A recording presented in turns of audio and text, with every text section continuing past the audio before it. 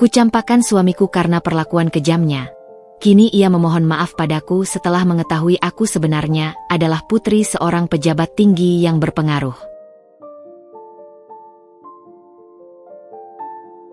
Halo Bunda, selamat datang kembali ya. Semoga Bunda semuanya dalam keadaan sehat dan bahagia ya. Sebelum masuk ke ceritanya silahkan Bunda-Bunda semuanya absen terlebih dahulu ya. Bunda semuanya dari daerah mana saja yang sudah subscribe semoga rezekinya lancar ya. Seorang gadis bernama Aira, dengan senyum yang semudah embun pagi membasahi daun, berdiri di tengah ruang pameran seni yang ramai. Gaun linen sederhana membalut tubuhnya, melengkapi kesan polos dan hangat.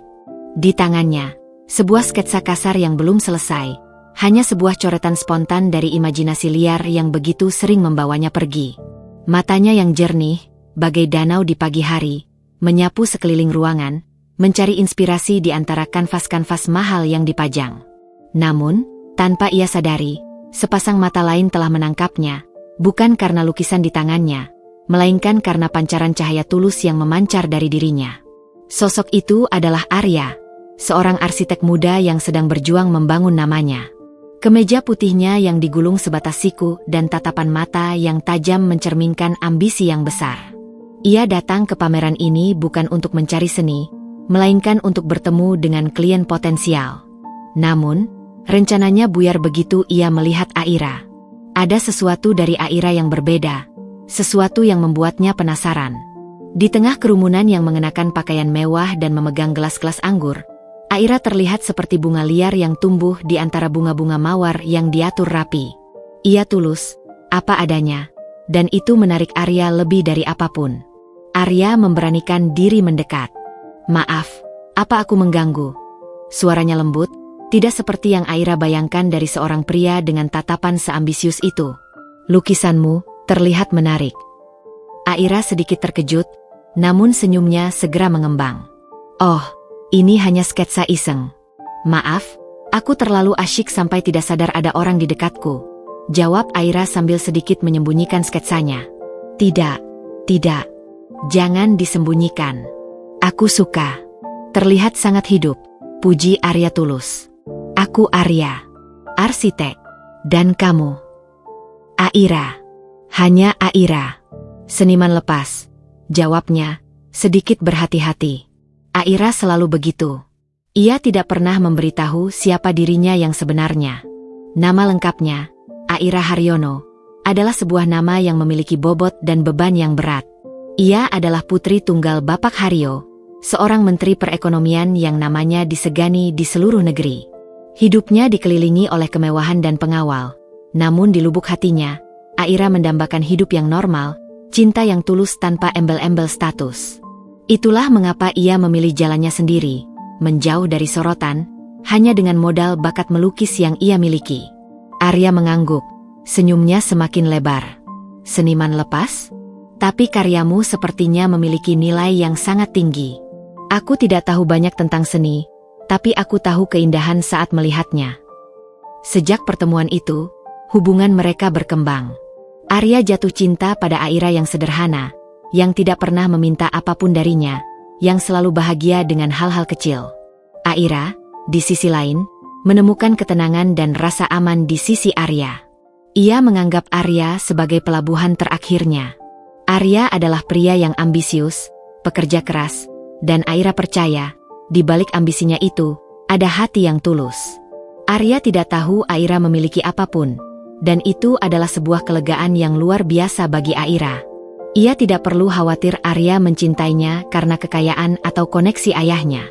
Setelah setahun berpacaran, Arya melamar Aira dengan cara yang sangat sederhana.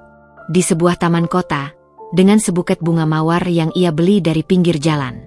Aira, aku tidak punya banyak uang atau koneksi besar. Tapi aku punya cinta yang tulus untukmu. Maukah kamu menjadi pendamping hidupku? Air mata Aira menetes. Itu adalah momen yang ia tunggu-tunggu. Ya, Arya. Aku mau, jawabnya, memeluk Arya erat. Pernikahan mereka berlangsung sangat sederhana. Hanya dihadiri oleh keluarga inti Arya dan beberapa teman dekat Aira yang tahu rahasianya. Aira bahkan tidak mengajak ayahnya, ia hanya berpamitan dengan Bapak Haryo melalui telepon. Bapak Haryo, dengan berat hati, mengabulkan keinginan putrinya. Aira, ayah akan selalu mendukungmu. Tapi ingat, kalau ada apa-apa, jangan ragu untuk menelepon ayah. Kata-kata itu terngiang-ngiang di telinga Aira. Ia tahu, ayahnya tidak akan pernah meninggalkannya. Tapi ia ingin mandiri, ia ingin membuktikan bahwa ia bisa. Aira dan Arya pindah ke sebuah apartemen kecil. Aira masih menjadi seniman lepas, sementara Arya berjuang dengan proyek-proyek kecil. Awal-awal pernikahan mereka dipenuhi kehangatan. Aira melukis di sudut ruangan, sementara Arya sibuk dengan gambar-gambar arsitektur di mejanya. Mereka sering bertukar cerita, tertawa bersama, dan berbagi mimpi. Suatu sore, Arya pulang dengan wajah masam. Sebuah proyek besar yang ia harapkan jatuh ke tangan orang lain. "Kenapa, Arya?" tanya Aira lembut, meletakkan kuasnya. "Aku tidak tahu, Aira. Aku sudah bekerja keras. Tapi mereka memilih arsitek lain yang lebih berpengalaman," jawabnya frustrasi. Ia menghela napas panjang. "Mungkin aku memang tidak akan pernah sukses." "Jangan bicara begitu, Arya." Aira mendekat dan mengusap pundak suaminya. "Sukses itu tidak datang instan. Kamu harus bersabar. Proyek ini bukan yang terakhir, masih banyak kesempatan lain." "Mudah bagimu bicara," gerutu Arya. "Kamu hanya duduk di rumah, melukis. Tahu apa kamu soal persaingan di dunia luar?" Hati Aira terasa perih. Ini adalah kali pertama Arya berbicara sekeras itu padanya. Tapi Aira memilih untuk tidak membalas. Ia tahu Arya sedang frustrasi. Ia mencoba memahami. "Aku hanya ingin menyemangatimu, Arya." "Tidak perlu," jawab Arya dingin. "Lebih baik kamu fokus pada sesuatu yang bisa menghasilkan uang, Aira. Lukisanmu itu hanya menghabiskan cat dan waktu." Kata-kata Arya seperti anak panah yang menusuk hatinya. Ia terdiam, menatap lukisan yang sedang ia kerjakan, sebuah potret senja yang melankolis. Arya tidak tahu, setiap lukisannya, yang ia jual secara anonim melalui sebuah galeri kecil, selalu laku dengan harga yang fantastis. Pembelinya selalu orang yang sama, seorang kolektor yang sangat mengagumi karyanya. Aira tidak pernah memberitahu Arya soal itu. Ia ingin Arya melihatnya sebagai dirinya sendiri, bukan sebagai seorang wanita yang mampu menghasilkan uang. Malam itu, Aira tidak bisa tidur. Ucapan Arya terus terngiang di kepalanya. Ia tahu Arya sedang di bawah tekanan, namun kata-kata yang keluar dari mulutnya begitu menyakitkan. Ia mulai merasakan ada sebuah celah yang terbentuk di antara mereka. Celah yang tadinya hanya keretakan kecil, kini perlahan mulai melebar, mengancam untuk menelan semua kebahagiaan yang pernah mereka bangun. Ia tidak tahu, ini baru permulaan dari badai yang jauh lebih besar. Sebuah badai yang akan menguji cintanya pada Arya, dan juga menguji keberaniannya untuk mengungkapkan siapa dirinya yang sesungguhnya. Ia hanya berharap, badai itu tidak akan menghancurkan segalanya. Karena ia sangat mencintai Arya, cinta yang tulus dan murni, seperti kanvas putih yang belum tersentuh kuas. Namun, ia tidak menyadari, kanvas putih itu akan segera diwarnai dengan goresan-goresan luka yang dalam. Luka yang tercipta dari kata-kata Arya sore itu, perlahan mengering, namun bekasnya masih terasa. Aira mencoba melupakannya, menganggapnya sebagai kelelahan sesaat. Ia kembali melukis, mencurahkan segala perasaannya pada kanvas. Kali ini, ia memilih warna-warna yang lebih gelap, menggambarkan kegelisahan yang mulai menyusup ke dalam hatinya. Lukisan itu, yang ia beri judul "Senja yang Patah", menjadi cerminan nyata dari perasaannya. Namun, kejadian sore itu bukanlah yang terakhir. Malam-malam selanjutnya, atmosfer di antara mereka terasa berbeda. Percakapan ringan yang dulu mengalir begitu saja, kini terasa kaku dan penuh kehati-hatian. Arya pulang kerja dengan raut wajah yang semakin murung. Kekalahan-kekalahan kecil dalam karirnya seolah menjadi cermin yang memantulkan kekecewaannya pada diri sendiri, dan Aira, secara tak sadar, menjadi sasaran empuk untuk melampiaskan kekesalan itu. Suatu malam, Aira sedang asyik menyelesaikan lukisan "Senja yang Patah". Kuasnya bergerak lincah, membentuk sapuan-sapuan yang penuh emosi. Arya masuk ke ruangan, melempar tasnya ke sofa dengan kasar, dan langsung menghampiri Aira. Matanya menyala dengan kekecewaan. Masih saja melukis, sindirnya, nadanya menusuk. Aira menoleh, terkejut dengan nada suaminya. Arya, ada apa? Kenapa suaramu begitu? Tanyanya lembut. Arya menghela napas, gesturnya penuh frustrasi. Ia menatap lukisan Aira dengan tatapan merendahkan. Lukisanmu itu, aku tidak mengerti. Hanya warna-warna gelap yang membingungkan. Apa gunanya? Apa kamu pikir dengan melukis seperti ini, kita bisa membayar cicilan apartemen? Atau membeli mobil baru? Hati Aira kembali teriris. Aku tidak pernah berpikir seperti itu, Arya. Melukis adalah caraku untuk... Untuk apa? Untuk lari dari kenyataan, potong Arya cepat. Aku bekerja keras di luar sana, Aira. Bertemu klien yang meremehkanku, berhadapan dengan atasan yang tidak menghargai. Sementara kamu hanya di sini, bermain-main dengan Kuas dan Cat. Apa kamu tahu betapa berharganya uang yang aku keluarkan untuk membeli kecatmu itu? Aira tidak bisa berkata apa-apa. Matanya mulai berkaca-kaca. Ia ingin sekali mengatakan bahwa uang yang ia hasilkan dari melukis jauh lebih besar dari gaji Arya. Bahwa ia bisa membeli seluruh toko peralatan lukis yang ada. Namun, lidahnya terasa keluh. Ia takut, jika identitasnya terbongkar, semua yang ia bangun akan runtuh. Ia takut Arya tidak akan mencintainya lagi karena dirinya yang sebenarnya, melainkan karena kekayaannya. Arya, aku minta maaf kalau kamu merasa aku tidak membantumu, bisik Aira, suaranya bergetar. Arya mengusap wajahnya kasar. Aku tidak butuh maafmu. Aku butuh kamu sadar. Coba lihat teman-temanmu, Aira. Mereka sudah bekerja di kantor-kantor besar, sudah punya jabatan. Sementara kamu hanya seniman lepas. Apa yang bisa kamu banggakan? Kalimat itu bagai ribuan jarum yang menusuk tepat di ulu hati Aira. Perbandingan itu terasa begitu menyakitkan. Ia tak pernah peduli dengan jabatan atau status. Yang ia inginkan hanyalah cinta tulus, yang kini terasa hampa. Beberapa hari kemudian, sebuah paket datang untuk Aira. Ia membukanya, dan di dalamnya terdapat sebuah buku seni dari seorang kurator ternama di Prancis.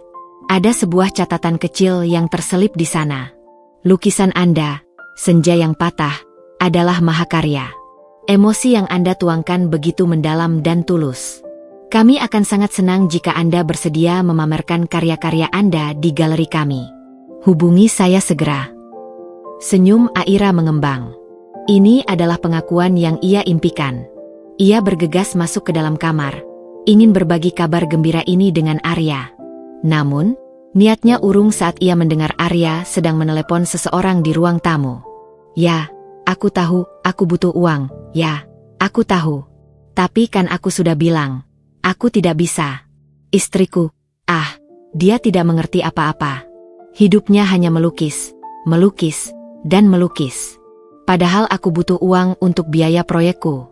Entah kenapa dia begitu. Arya berbicara dengan nada putus asa. Aira membeku di ambang pintu. Entah kenapa dia begitu. Kalimat itu berputar-putar di kepalanya. Arya tidak mengerti. Arya tidak pernah mencoba mengerti. Ia hanya melihat Aira sebagai sosok yang tidak bisa diandalkan secara finansial, bukan sebagai pendamping hidup yang menemaninya dari nol. Ia menyimpan kembali buku itu, menyembunyikan kebahagiaannya rapat-rapat. Ia tidak ingin Arya merasa cemburu atau semakin merendahkannya. Ia memutuskan untuk tidak memberitahu Arya tentang tawaran dari kurator itu. Puncak dari semua ini terjadi suatu pagi. Arya pulang dengan wajah merah padam. Jelas sekali ia habis bertengkar dengan seseorang. Aira, kamu lihat bajuku ini? Bentaknya, menunjuk noda kopi di kemejanya. Gara-gara kamu, aku jadi begini. Aku buru-buru berangkat karena takut terlambat, dan aku jadi tidak fokus. Aira terdiam. Apa salahnya? Ia tidak melakukan apa-apa. Kenapa menyalahkanku? Arya? Tanyanya dengan suara serak. Kenapa? Karena kamu terlalu santai di rumah. Kalau kamu membantu mencari uang, aku tidak akan sefrustrasi ini. Aku tidak akan tertekan. Jawab Arya, meledak-ledak. Aku sudah bilang, Lukisanmu itu tidak berguna. Tidak ada yang mau membelinya. Hanya membuang-buang cat. Hati Aira hancur. Kalimat itu bagai palu godam yang menghancurkan semua harapannya. Ia menatap Arya, pria yang dulu ia cintai dengan setulus hati. Pria yang dulu melihatnya sebagai bunga liar, kini melihatnya sebagai beban. Aku tidak menyangka kamu akan berkata seperti itu, Arya, bisik Aira. Air mata mengalir membasahi pipinya. Kamu harus tahu, Aira, kata Arya, suaranya merendah namun penuh ancaman. Kamu harusnya bisa membantuku lebih dari ini. Setidaknya, kamu bisa jadi manajer di sebuah perusahaan besar. Bukannya hanya melukis tanpa arah. Aira merasa sesak. Ia mencoba menelan semua kekecewaan itu. Arya tidak tahu apa-apa. Arya tidak tahu siapa dia. Ia tidak tahu bahwa ia adalah pemilik galeri seni yang selama ini membeli lukisannya secara anonim. Ia tidak tahu bahwa ia adalah dalang di balik tawaran-tawaran pekerjaan yang menolak Arya, karena ia ingin Arya berjuang dari nol, tanpa bantuan siapapun. Dan yang paling penting, ia tidak tahu bahwa Aira adalah putri dari seorang pejabat tinggi yang mampu menjungkir-balikan dunia Arya dalam sekejap mata. Namun, Aira tidak ingin melakukan itu. Ia ingin melihat ketulusan Arya. Ia ingin Arya mencintainya bukan karena siapa dirinya, melainkan karena siapa Aira yang sebenarnya. Malam itu, Aira mengambil keputusan. Ini tidak bisa terus berlanjut. Hatinya sudah terlalu lelah untuk terus disakiti. Ia tahu, cinta tidak seharusnya terasa seperti ini. Cinta seharusnya menumbuhkan, bukan merusak. Luka yang ia rasakan terlalu dalam. Ia tidak bisa lagi bertahan dalam bayangan kegelapan yang diciptakan oleh Arya. Ia kembali menatap lukisan, senja yang patah. Ia sadar, lukisan itu bukan hanya tentang kegelisahan, melainkan juga tentang sebuah akhir.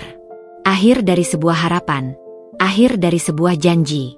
Dan ia tahu, babak baru dalam hidupnya akan segera dimulai. Babak yang akan membawanya keluar dari bayang-bayang ini. Dan ia akan menghadapi babak itu sendirian, dengan segala kekuatan yang ia miliki. Ia tidak lagi peduli dengan cinta.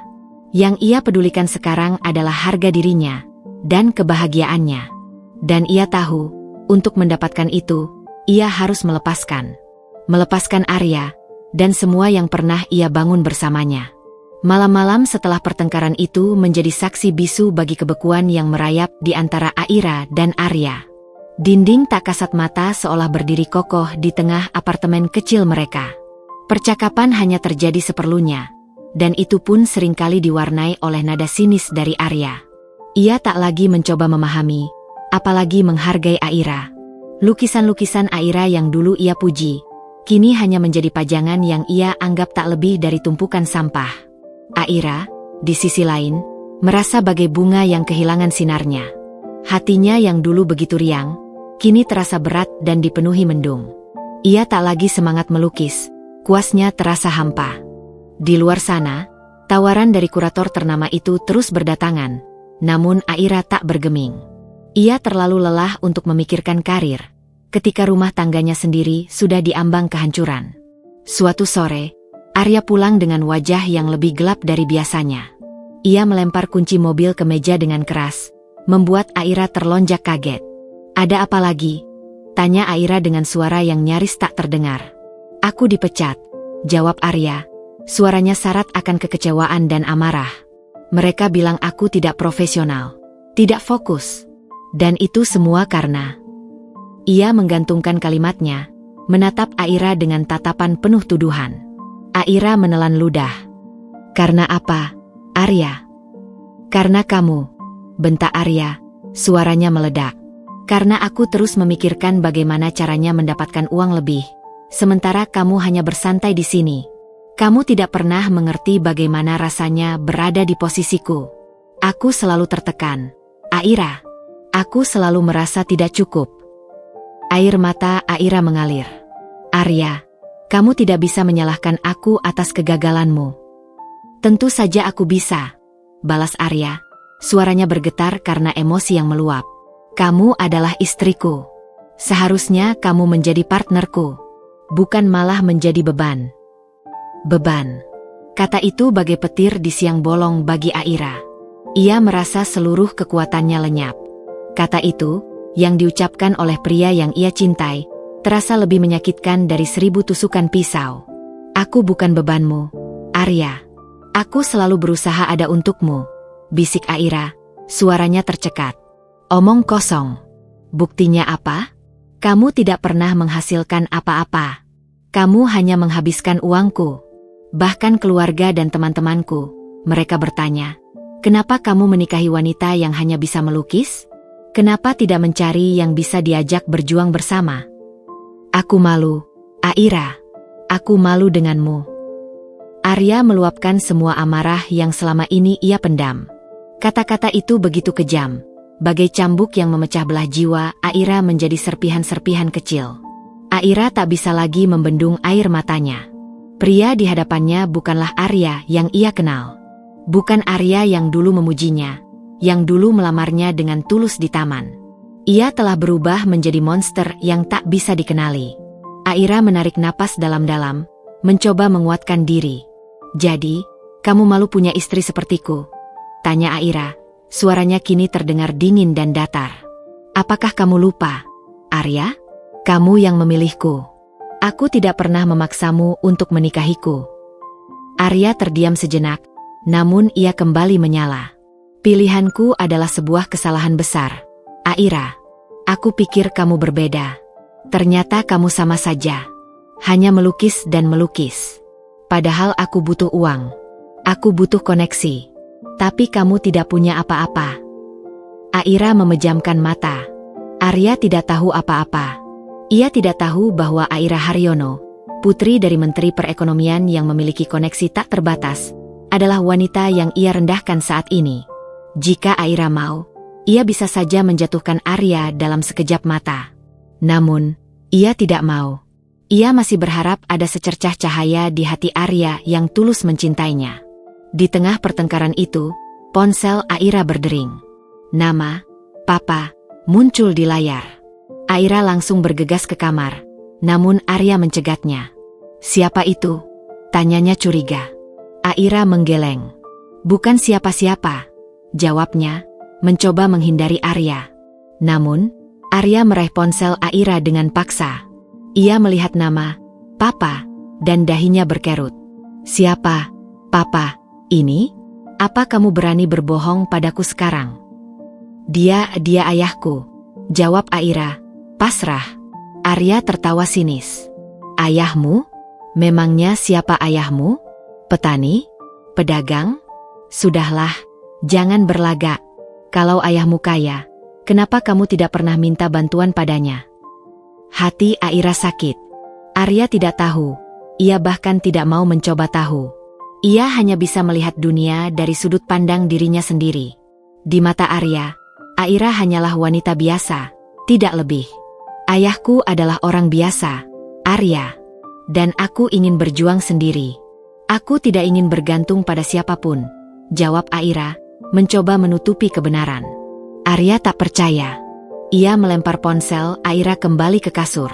Terserah. Aku tidak peduli siapa ayahmu. Yang jelas, kamu tidak berguna. Sebaiknya kamu tinggalkan saja rumah ini. Aira, aku tidak bisa lagi hidup seperti ini. Kata-kata itu bagai belati yang menusuk. Aira terdiam, air matanya kini mengering.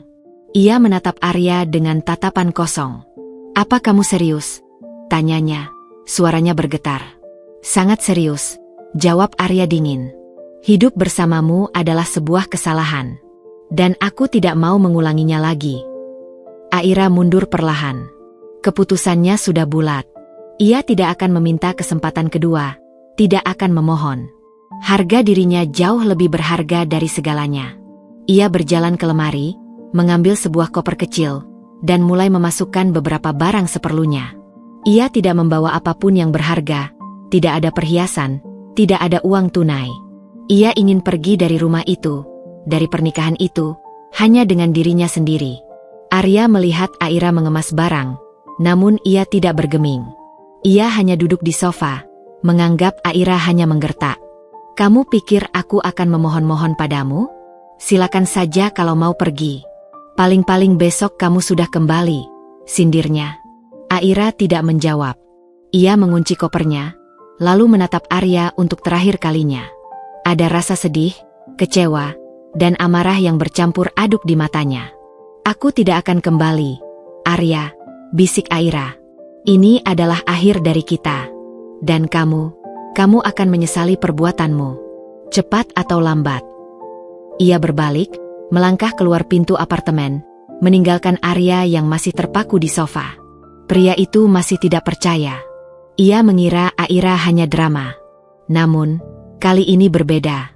Pintu apartemen tertutup, dan bunyi, klik, dari gembok itu adalah penutup tirai dari drama yang telah mereka mainkan. Arya baru sadar, ia telah membuang permata paling berharga di hidupnya, dan ia tidak tahu seberapa besar penyesalan yang akan menimpanya. Di luar, Aira berdiri sejenak. Angin malam menerpa wajahnya. Ia tahu, langkahnya ini adalah awal dari babak baru dalam hidupnya. Babak di mana ia akan kembali menjadi Aira Haryono, putri dari seorang pejabat tinggi yang disegani, dan ia akan menunjukkan pada Arya bahwa wanita yang dulu ia rendahkan, kini akan menjadi sosok yang berada di atasnya. Dan ia akan menghadapi semuanya, sendirian, dengan segala kekuatan yang ia miliki. Dan ia tahu, jalan di depan tidak akan mudah, namun ia siap menghadapinya. Langkah kaki Aira terasa ringan saat ia meninggalkan apartemen yang menyimpan begitu banyak kenangan pahit. Punggungnya tegap, seolah menolak untuk menoleh ke belakang. Ia melangkah keluar dari penjara emosional yang telah ia bangun sendiri. Di dalam taksi yang membawanya pergi, Aira membiarkan air matanya mengalir, bukan karena kesedihan, melainkan karena kelegaan. Ia telah melepaskan beban yang selama ini menindih dadanya. Tujuan pertamanya bukan rumah sang ayah. Aira tahu, ia butuh waktu untuk menenangkan diri dan memulihkan hatinya yang hancur. Ia memilih sebuah hotel sederhana di pinggiran kota. Di sanalah ia menelepon ayahnya, Bapak Haryo. "Papa." Suaranya bergetar. Di ujung telepon, Bapak Haryo langsung merasakan ada yang tidak beres. "Aira? Ada apa, sayang? Suaramu kenapa?" Aira mencoba menahan tangisnya. Aku sudah tidak bersama Arya lagi, Pak." Hening sejenak. Hati Bapak Haryo terasa sakit. Ia tahu, momen ini cepat atau lambat pasti akan datang. "Di mana kamu sekarang? Papa jemput sekarang juga." Nadanya tegas, penuh kekhawatiran seorang ayah. "Tidak, Pak. Aku butuh waktu sendiri dulu. Aku di Hotel Permata. Jangan khawatir, aku baik-baik saja." Bapak Haryo akhirnya mengalah. "Baiklah, tapi kalau butuh apa-apa, jangan ragu. Papa akan selalu ada untukmu." Aira meletakkan ponselnya, menatap keluar jendela. Ia memejamkan mata, membiarkan ingatannya mengembara. Tiba-tiba, ia teringat sebuah lukisan yang ia kerjakan sebelum ia pergi. Lukisan yang berjudul, "Perempuan Patah Hati." Arya telah menghinanya, menganggapnya tidak berharga. Namun, Aira tahu, lukisan itu adalah mahakarya, sebuah karya yang tercipta dari luka terdalam. Tanpa ia sadari, lukisan itu menjadi jembatan antara ia dan rahasia yang tersembunyi. Esok paginya, Aira menerima sebuah email. Sebuah email dari galeri seni tempat ia biasa menitipkan lukisannya. Lukisan, "Perempuan Patah Hati," telah terjual. Isi email itu. Aira terkejut. Ia bahkan belum sempat mengirim lukisan itu ke galeri. Ia baru menyadarinya. "Bagaimana bisa?" tanyanya dalam hati. "Aku bahkan belum menyerahkan lukisan itu ke galeri." Ia langsung menelepon pemilik galeri, seorang wanita parubaya bernama Bu Rini yang telah menjadi partner setianya selama ini. "Bu Rini, saya mau tanya, bagaimana lukisan, Perempuan Patah Hati, bisa terjual? Saya belum sempat mengirimkannya." "Oh, Aira. Maaf, saya lupa mengabari kamu," jawab Bu Rini. "Lukisan itu sudah diambil oleh asisten kolektor langgananmu, Tuan K. Dia datang sendiri ke apartemenmu kemarin sore, tak lama setelah kamu pergi. Dia bilang kamu sudah memberinya izin untuk mengambil lukisan itu." Aira terdiam, otaknya bekerja keras. Ia tidak pernah memberi izin siapapun untuk mengambil lukisannya. Hanya ada satu orang yang tahu di mana ia menyimpan lukisan-lukisannya, Arya. Tapi tidak mungkin. Arya tidak akan pernah peduli dengan lukisan-lukisannya. Tuan K? Siapa Tuan K? Bu Rini? Tanya Aira. Saya juga tidak tahu pasti. Yang saya tahu, dia adalah kolektor lukisanmu sejak dulu. Dia selalu membeli lukisanmu dengan harga yang sangat tinggi. Sepertinya dia sangat menyukai karyamu. Jelas Bu Rini. Aira merasa ada yang janggal. Ia memutuskan untuk menyelidiki. Ia kembali ke apartemennya, menggunakan kunci cadangan yang ia simpan. Saat ia membuka pintu, ia melihat apartemennya berantakan. Namun, ada sesuatu yang aneh. Bukan hanya berantakan karena Arya marah, tapi ada beberapa barangnya yang hilang. Lukisan-lukisan lamanya, album foto, dan beberapa buku sketsa. Semuanya hilang. Aira bingung. Siapa yang mengambilnya? Dan untuk apa? Ia tidak punya banyak waktu untuk berpikir. Ia harus segera pergi sebelum Arya kembali. Ia meninggalkan apartemennya dan kembali ke hotel. Malam harinya, Aira mendapat pesan dari Bapak Haryo. Aira, datanglah ke rumah. Ada yang ingin Papa bicarakan. Aira tahu, ia tidak bisa lagi lari. Ia butuh ayahnya sekarang. Ia butuh jawaban. Ketika Aira tiba di rumah, ia terkejut melihat ayahnya, Bapak Haryo, sedang duduk di ruang kerja. Di depannya terhampar sebuah lukisan.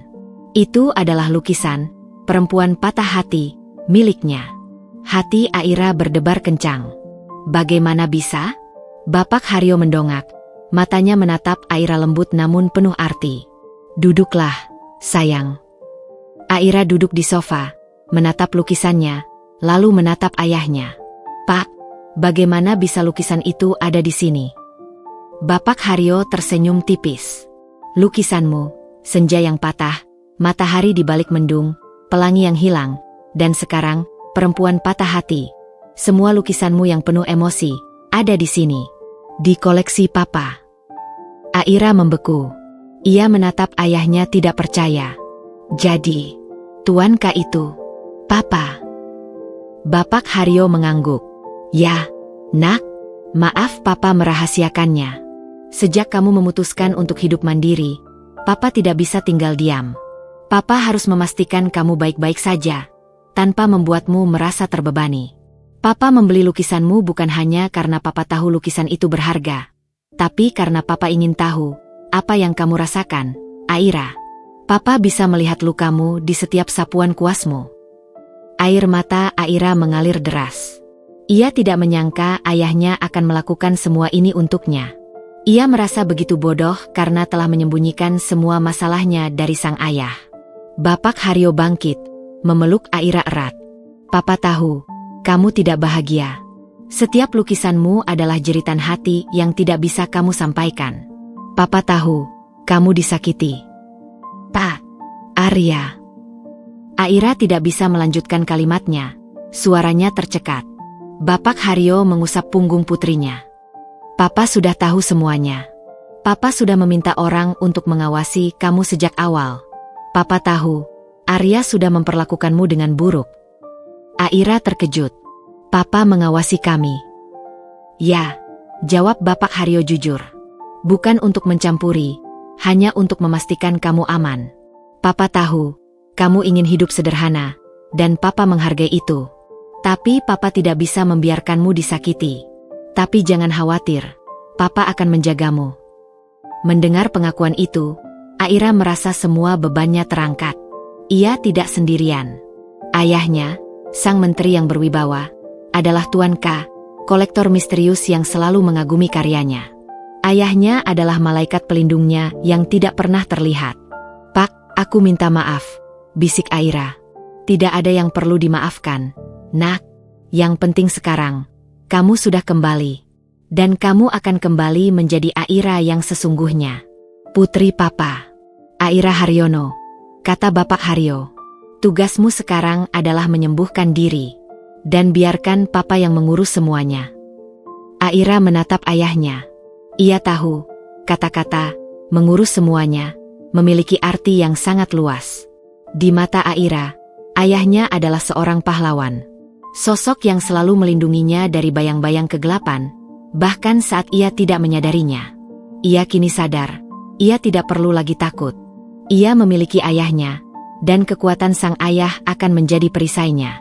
Ia siap untuk bangkit, bukan sebagai Aira yang rapuh, melainkan sebagai Aira Haryono, putri dari seorang pejabat tinggi yang berkuasa, dengan luka di hati yang akan menjadi pelajaran berharga dalam hidupnya. Dan ia tahu, babak baru dalam hidupnya telah dimulai. Babak di mana ia akan menunjukkan pada Arya bahwa ia bukanlah wanita yang bisa direndahkan. Ia akan kembali, dan ia akan menunjukkan pada Arya siapa dirinya yang sesungguhnya. Dan ia tidak akan membiarkan Arya kembali ke dalam hidupnya dengan mudah. Aira menghabiskan beberapa hari di rumah ayahnya, memulihkan diri dari badai emosi yang menerpanya. Perlahan, senyum yang dulu hilang, kini mulai kembali. Ia menghabiskan waktunya di studio ayahnya, tempat lukisan-lukisannya terpajang rapi, seperti anak-anak yang menemukan kembali orang tua mereka. Lukisan-lukisan itu, yang menjadi saksi bisu dari setiap lukanya, kini terasa seperti monumen kebangkitan. Ia tidak lagi melihatnya sebagai luka, melainkan sebagai sebuah perjalanan. Namun, di tengah ketenangan itu, ada satu hal yang terus mengusik pikirannya. Arya. Ia tahu, ia tidak bisa membiarkan semua itu menggantung begitu saja. Pernikahannya harus diakhiri secara resmi. Ia harus menghadapi Arya, untuk terakhir kalinya, bukan sebagai Aira yang rapuh, melainkan sebagai Aira Haryono, wanita yang kuat dan berharga. Pagi itu, Aira memutuskan untuk kembali ke apartemennya. Ia meminta seorang pengawal ayahnya untuk mengantarnya. Langkahnya mantap, hatinya sudah kebal dari segala kemungkinan buruk. Ketika ia tiba, Arya sedang duduk di sofa, memegang ponselnya dengan wajah tegang. Ruangan itu terlihat lebih berantakan dari saat ia tinggalkan. Ada botol-botol minuman bersoda yang berserakan di meja, dan bungkus makanan ringan yang tidak dibuang. Aura apartemen yang dulu hangat dan penuh cinta, kini terasa dingin dan asing. Arya mendongak, matanya membesar saat melihat Aira. Ada secercah harapan di sana. "Aira, kamu kembali?" tanyanya, suaranya sedikit serak. Aira tidak tersenyum. Ia menatap Arya dengan tatapan datar. "Aku datang bukan untuk kembali, Arya. Aku datang untuk menyelesaikan ini." Harapan di mata Arya seketika padam. Ia bangkit dari sofa. "Maksudmu apa?" "Aku ingin kita mengakhiri pernikahan ini," kata Aira, suaranya tegas. "Aku ingin bercerai." Arya tertawa sinis. "Bercerai? Kamu pikir semudah itu? Kamu pikir kamu bisa pergi begitu saja setelah membuat hidupku berantakan?" "Aku yang membuat hidupmu berantakan." Aira menatapnya tak percaya. "Arya, kamu yang merusak semuanya. Kamu yang menghina pekerjaanku. Kamu yang merendahkanku. Kamu yang menyebutku beban. Kamu yang membuatku merasa tidak berharga." "Aku melakukan itu karena aku frustrasi," bela Arya. "Aku dipecat. Aku tertekan. Dan kamu tidak pernah mengerti." "Bagaimana aku bisa mengerti kalau kamu tidak pernah memberiku kesempatan?" balas Aira, suaranya naik 1 oktav. "Aku mencoba menemanimu, Arya. Aku mencoba menjadi pendengar yang baik. Tapi kamu selalu memotongku, selalu menyalahkan aku atas semua kegagalanmu." Arya terdiam, lidahnya keluh. Ia tahu, Aira benar. Namun, harga dirinya terlalu tinggi untuk mengakui kesalahan. Ia menatap Aira, mencoba mencari celah untuk menyerang. "Aku yakin kamu tidak bisa hidup tanpaku, Aira.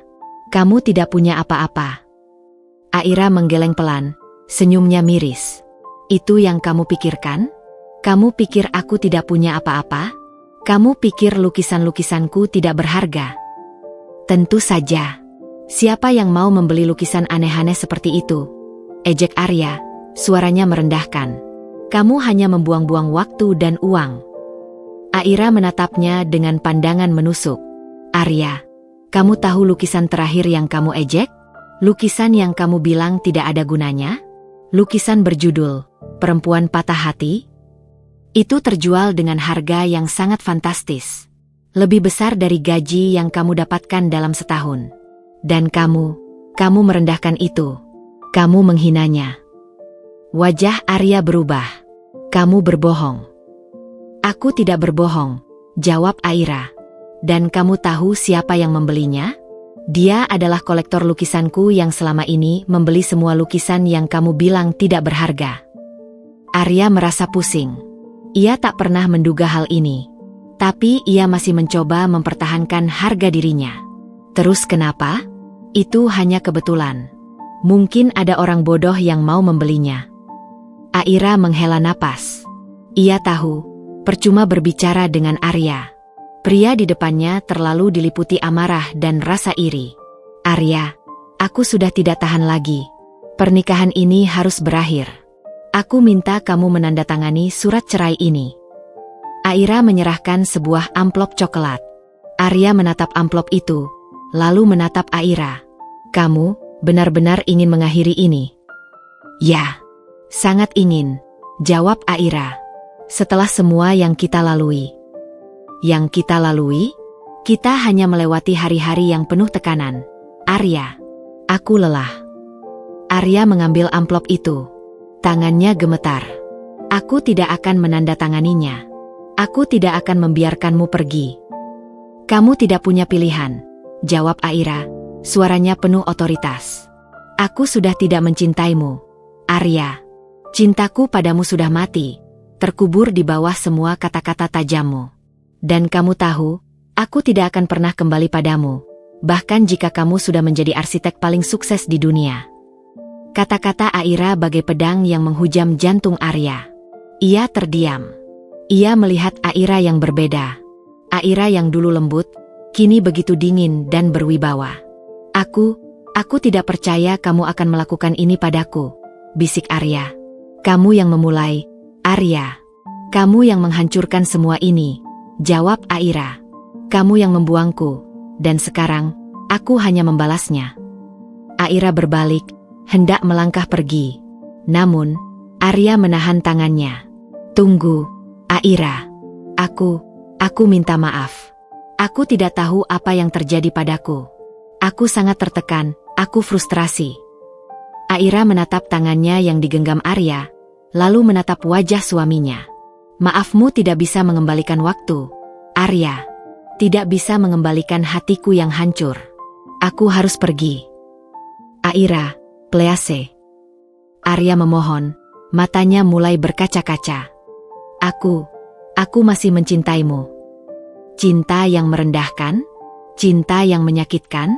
Aku tidak butuh cinta seperti itu, jawab Aira dingin.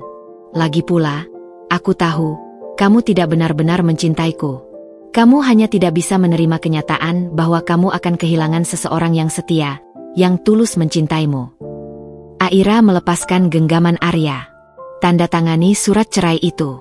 Dan jangan pernah temui aku lagi. Ia berbalik, melangkah keluar pintu. Pria yang dulu ia cintai, kini hanya menyisakan bayangan pahit. Ia tahu, ini adalah keputusan terberat dalam hidupnya, tapi juga yang paling benar. Ia harus memilih dirinya sendiri, sebelum ia benar-benar hancur. Ia masuk ke mobil, dan pengawal ayahnya langsung menancap gas. Dari spion mobil, Aira bisa melihat Arya berdiri di ambang pintu, menatapnya pergi. Aira tidak menoleh. Ia tahu, ini adalah akhir dari babak ini. Dan ia tahu, babak selanjutnya akan jauh lebih berat. Ia akan kembali ke kehidupan yang ia tinggalkan, dan ia akan menunjukkan pada Arya, siapa Aira Haryono yang sesungguhnya. Wanita yang dulu ia anggap tidak berguna, kini akan menjadi sosok yang paling ia sesali telah dilepaskan. Dan ia tahu, penyesalan Arya akan datang, cepat atau lambat, dan ia akan siap untuk menghadapinya. Mobil yang membawa Aira melaju membelah jalanan kota yang sibuk. Di balik kaca jendela, ia melihat dunia bergerak seperti biasa, seolah tak ada yang berubah. Namun, bagi Aira, dunianya baru saja berputar 180 derajat. Keputusan untuk mengakhiri segalanya terasa seperti melepaskan beban bertonton dari bahunya. Rasa sakit masih ada, namun ia tahu, ini adalah langkah yang benar. Ia tidak lagi peduli dengan Arya. Yang ia pedulikan sekarang adalah dirinya sendiri. Ia akan fokus pada penyembuhan, dan pada kebangkitan yang telah ia janjikan pada sang ayah. Di sisi lain, Di dalam apartemen yang kini terasa hampa, Arya berdiri terpaku di ambang pintu. Pintu yang baru saja ia saksikan menutup, memisahkan dirinya dari Aira. Ia masih tidak percaya. Ia mengira Aira hanya drama, seperti yang ia pikirkan selama ini. Ia mengira Aira akan kembali, memohon maaf, dan segalanya akan kembali seperti semula. Namun, kesunyian yang mencekam di dalam apartemen, dan bau parfum Aira yang samar-samar tercium di udara, memberinya tamparan keras pada kenyataan. Aira benar-benar pergi. Arya berjalan gontai ke sofa, menjatuhkan dirinya di sana. Ia melihat amplop coklat di atas meja. Surat cerai. Tangan Arya gemetar saat ia menyentuhnya. Ia membuka amplop itu, membaca isi suratnya. Matanya nanar. Aira tidak main-main. Ia serius. Dan yang lebih menyakitkan lagi, Aira mengatakan ia sudah tidak mencintainya. Cinta yang merendahkan? Cinta yang menyakitkan? Aku tidak butuh cinta seperti itu. Kata-kata Aira berputar-putar di kepalanya, menusuk tepat di ulu hatinya. Ia ingat semua hal buruk yang ia katakan pada Aira. Ia ingat bagaimana ia meremehkan lukisan-lukisannya. Ia ingat bagaimana ia menyalahkan Aira atas semua kegagalannya. Ia sadar betapa kejamnya ia. Namun, penyesalan itu datang terlambat. Arya mencoba menghubungi Aira, namun ponsel Aira tidak aktif. Ia mencoba menelepon keluarga Aira, namun nomor yang ia hubungi tidak terdaftar. Arya mulai panik. Ia mulai merasakan kehilangan yang luar biasa. Aira adalah satu-satunya orang yang tulus mencintainya, yang selalu ada untuknya, yang selalu mencoba menyemangatinya, bahkan saat ia memperlakukannya dengan buruk. Ia telah menyia-nyiakan permata yang paling berharga. Beberapa hari berlalu. Arya hidup dalam kehampaan. Ia tidak makan, tidak tidur. Ia hanya duduk di sofa, menatap lukisan yang ditinggalkan Aira di dinding. Lukisan itu, yang ia anggap tidak berharga, kini terasa seperti mahakarya yang tak ternilai harganya. Ia menyesali semua yang ia lakukan. Ia ingin Aira kembali. Ia ingin meminta maaf. Namun, ia tidak tahu harus mencari kemana. Di sisi lain, Aira memulai babak baru dalam hidupnya. Ia menghabiskan hari-harinya di rumah ayahnya, bersembunyi dari sorotan media. Aira kembali melukis. Kali ini, lukisannya tidak lagi dipenuhi kesedihan. Ia melukis kebahagiaan, melukis masa depan. Ia juga mulai mempelajari seluk-beluk bisnis ayahnya. Ia berjanji pada dirinya sendiri, ia akan menjadi wanita yang kuat, mandiri, dan sukses. Ia akan menunjukkan pada Arya bahwa ia tidak membutuhkan siapapun untuk sukses. 1 minggu setelah kepergian Aira, Arya kembali ke apartemennya dengan langkah gontai. Ia baru saja dipecat dari pekerjaan paruh waktu yang ia dapatkan. Arya merasa hidupnya hancur. Ia tidak punya apa-apa lagi. Uang tabungannya menipis, dan ia tidak punya pekerjaan. Ia hanya punya kenangan pahit bersama Aira. "Kenapa, Aira? Kenapa kamu pergi?" bisiknya, menatap lukisan di dinding. "Aku berjanji akan berubah. Aku akan menjadi pria yang lebih baik. Kumohon, kembalilah." Namun, tidak ada jawaban. Hanya kesunyian. Arya akhirnya mengambil keputusan. Ia akan mencari Aira. Ia akan menemuinya, dan memohon maaf, apapun yang terjadi. Ia akan mendatangi galeri tempat Aira menitipkan lukisannya. Mungkin di sana, ia bisa menemukan jejak Aira. Namun, saat ia sampai di galeri, pemiliknya, Bu Rini, mengatakan bahwa Aira sudah tidak lagi menjadi bagian dari galeri mereka. Aira sudah tidak lagi menitipkan lukisannya di sini, Mas Arya. Ia sudah menjadi seniman besar sekarang. Karya-karyanya sudah terjual dengan harga yang fantastis di galeri-galeri ternama di luar negeri. Arya terkejut. Tetapi, bagaimana bisa? Lukisannya memang luar biasa, potong Bu Rini. Emosi yang ia tuangkan begitu mendalam. Dan dia adalah seniman yang langka. Kolektor-kolektor ternama di dunia memburunya.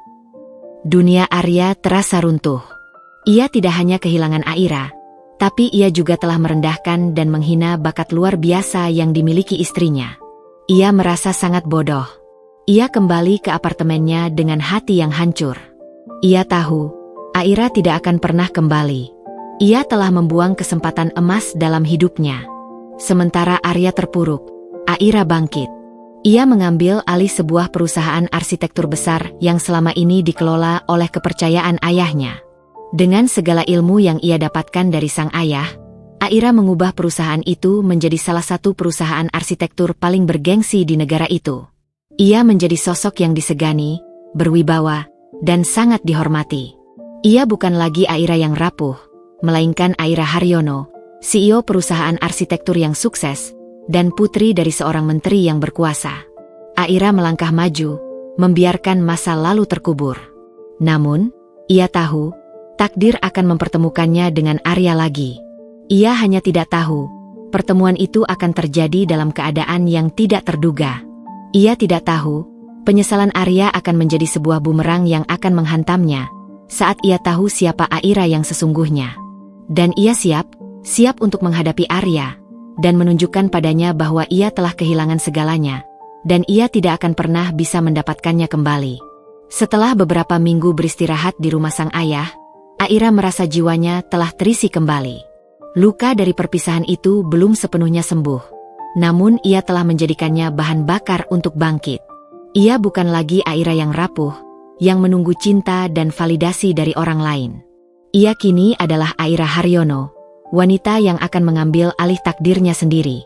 Pagi itu, di meja makan yang panjang di rumah keluarga Haryono, Bapak Haryo menatap putrinya dengan bangga. "Bagaimana perasaanmu, Nak?"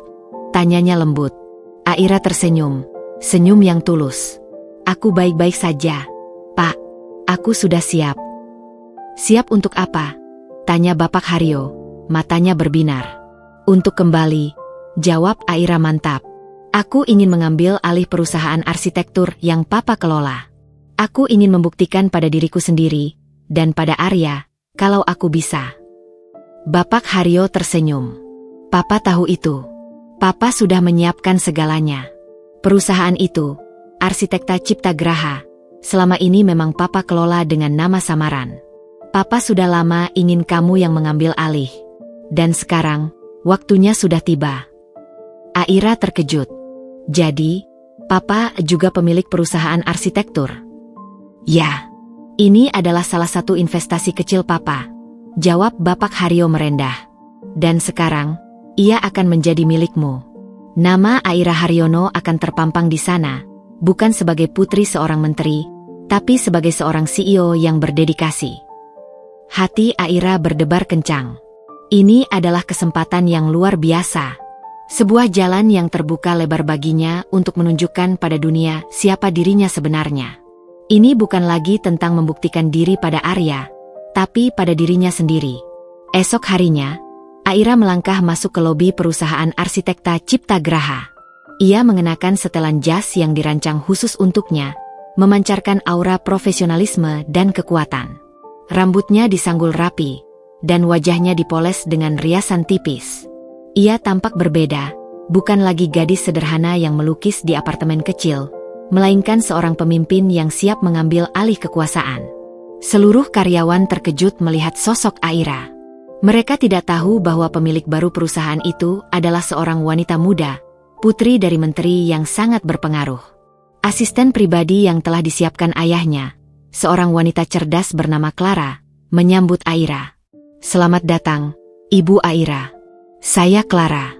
Semua sudah disiapkan untuk pertemuan pertama Anda dengan para manajer." Aira mengangguk, melangkah mantap menuju ruang rapat. Di sana, para manajer sudah menunggu. Mata mereka dipenuhi rasa ingin tahu. Siapakah sosok di balik nama Aira Haryono ini? Aira masuk, dan ruangan menjadi hening. Ia duduk di kursi utama, menatap satu persatu manajer yang ada di sana. "Selamat pagi semuanya," sapanya dengan suara yang tegas dan berwibawa. "Nama saya Aira Haryono. Mulai hari ini, saya adalah CEO baru di perusahaan ini." Para manajer saling berbisik. "Aira Haryono? Siapa dia? Aku belum pernah dengar namanya." "Setahuku, dia putri Bapak Menteri Haryo," bisik manajer lain. Aira tersenyum tipis. "Saya tahu, Anda semua pasti bertanya-tanya. Saya tidak akan berpanjang lebar. Saya di sini bukan karena nama ayah saya. Saya di sini karena saya ingin membawa perusahaan ini ke level yang lebih tinggi. Saya ingin mendengar ide-ide brilian Anda, dan saya ingin bekerja sama dengan Anda semua. Mulai hari ini, kita adalah tim. Dan saya percaya, kita akan mencapai kesuksesan yang luar biasa. Di tengah-tengah rapat, Aira menjelaskan visi dan misinya dengan sangat detail. Ia menunjukkan pemahaman yang mendalam tentang dunia arsitektur, sesuatu yang tidak pernah Arya ketahui. Ia melontarkan ide-ide segar, strategi-strategi baru, dan rencana-rencana besar. Para manajer terkesima. Mereka tidak menduga bahwa Aira Haryono adalah seorang visioner. Setelah rapat selesai, Clara menghampiri Aira. "Ibu Aira, Anda luar biasa." Mereka semua terkesima. Mereka tidak menyangka Anda begitu hebat. Aira tersenyum. Mereka belum tahu apa-apa, Clara. Masih banyak yang harus kita kerjakan. Di hari-hari selanjutnya, Aira bekerja dengan sangat keras. Ia memimpin setiap rapat, membuat keputusan strategis, dan bahkan turun langsung ke lapangan. Ia tidak hanya menjadi seorang CEO, tetapi juga menjadi seorang pemimpin yang menginspirasi. Ia membuktikan bahwa ia adalah seorang wanita yang tangguh, bukan hanya seorang putri yang hidup dalam bayang-bayang ayahnya. Suatu sore, saat ia sedang melihat-lihat proposal proyek, ia melihat nama salah satu arsitek junior. Nama itu adalah Arya. Hati Aira berdesir. Ia segera menekan tombol intercom. "Clara, bisa tolong carikan saya informasi tentang arsitek bernama Arya?" Clara segera kembali dengan sebuah folder di tangannya. "Ibu Aira, ini data tentang arsitek itu. Ia melamar pekerjaan di sini 3 hari yang lalu." Aira mengambil folder itu. Jantungnya berdebar kencang saat ia membuka folder itu. Foto Arya terpasang di sana, dengan wajah yang terlihat lebih kurus dan kuyu dari yang ia ingat. Matanya terlihat kosong, seperti cerminan dari kehancuran yang ia alami. Aira menatap foto itu lama. Ia tidak menyangka takdir akan membawa Arya kembali ke dalam hidupnya, dalam keadaan seperti ini. Namun, ia tahu, ini adalah sebuah kesempatan.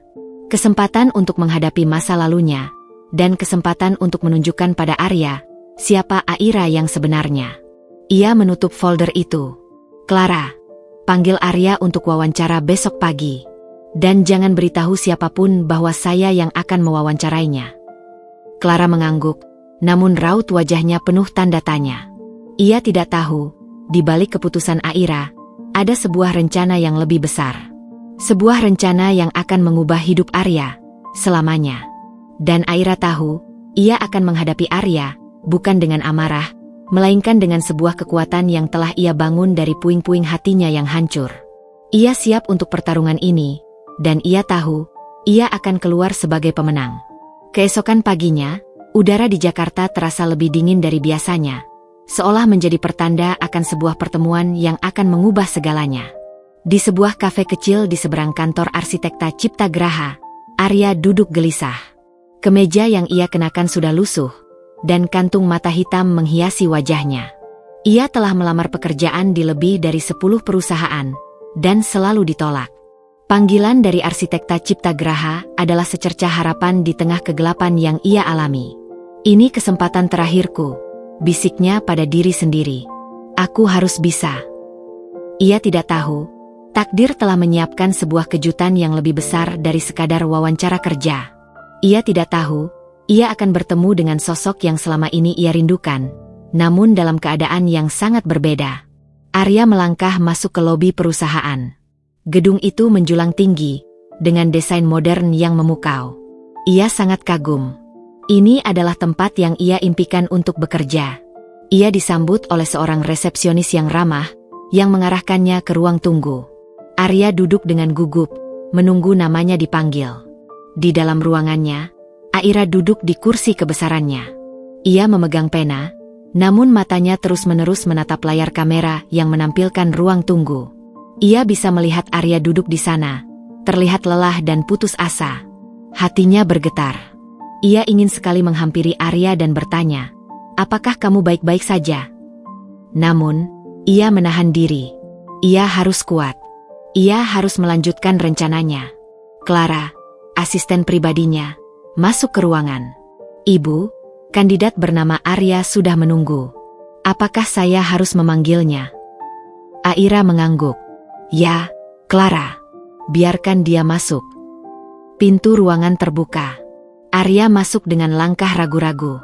Ia menunduk, tidak berani menatap langsung ke arah pewawancara. Selamat pagi, Bu. Suaranya bergetar. Duduklah, Arya. Suara itu begitu familiar di telinga Arya. Jantungnya berdebar kencang. Itu suara yang sama yang selalu ia dengar setiap pagi, setiap malam. Suara Aira. Arya mendongak. Matanya membulat, seolah tak percaya. Di depannya, duduk seorang wanita yang begitu berwibawa. Rambutnya disanggul rapi, wajahnya dipoles dengan riasan tipis, dan matanya menatapnya dengan pandangan dingin. Wanita itu adalah Aira. Aira? Bisiknya. Suaranya tercekat. Ia menatap Aira, lalu melihat papan nama di meja. Aira Haryono, CEO. Arya merasa pusing. Ia seperti berada di dalam mimpi buruk yang paling mengerikan. Aira tidak menjawab. Ia hanya menatap Arya, menunggu reaksi selanjutnya. Ini tidak mungkin. Arya menggelengkan kepalanya. Kamu Aira yang melukis di apartemen? Ini lelucon, kan? Tidak, Arya. Ini bukan lelucon, jawab Aira, suaranya dingin dan tegas. Aku Aira Haryono, CEO perusahaan ini. Arya merasa kakinya lemas. Ia duduk di kursi, menatap Aira dengan tatapan kosong. Aira Haryono, putri Bapak Haryo, Menteri Perekonomian. Aira mengangguk. Ya, itu aku. Arya membeku. Semua kata-kata Aira yang dulu ia anggap bualan, kini menjadi kenyataan.